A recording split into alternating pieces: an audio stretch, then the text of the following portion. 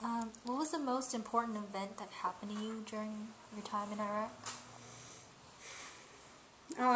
Well, one of the more significant times was we almost got blown up in a convoy I was in, but I wasn't hurt. So that was certainly an exciting time. Probably the most significant actual thing that happened was turning over the prison to the Iraqi. I don't remember what they were even called now, but the Iraqi prison service or whatever they were. But so I mean, there was a lot of planning, a lot of all of the splitting up that base into two bases and making sure they were able to. They had the training and the resources and stuff to run their prison, and actually turning over the ownership of the prison to the Iraqi government. That was probably the most significant thing I did. Why did you guys decide to do that, or what was the reasoning behind that? Well, I mean, our government had declared that we would be pretty much out of Iraq. Not that it happened, but that we would be out of Iraq by September of 2010.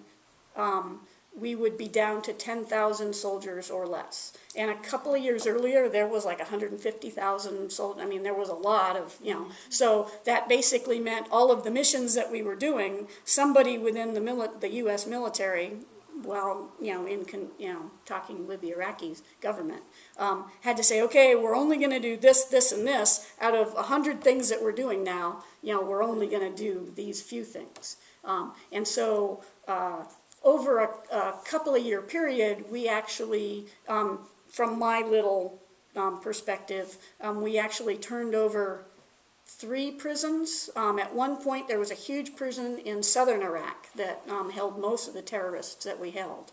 There was the prison that I ended up being in charge of, and then there was another prison just north of Baghdad. So we got rid of the big one in December of 2009. We got rid of the prison north of Baghdad in I think February of 2010. And so as we did that, we closed down the prison or we turned it over to the Iraqi justice system, and they started essentially running the prison. To do that, it had to be something that they could run without our, without being on the middle of our base, because they couldn't just come on our base, like they had been. So it was.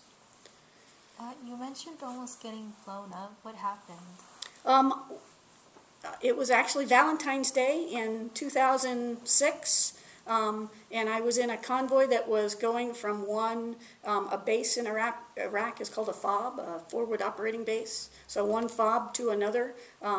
We had actually this was a base where one of our subordinate units was stationed. It was on the other side of Baghdad, and we had been visiting them because there was a memorial service for a couple of soldiers that had been killed.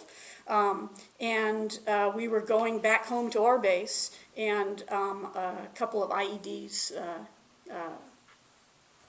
explosive device, bombs basically,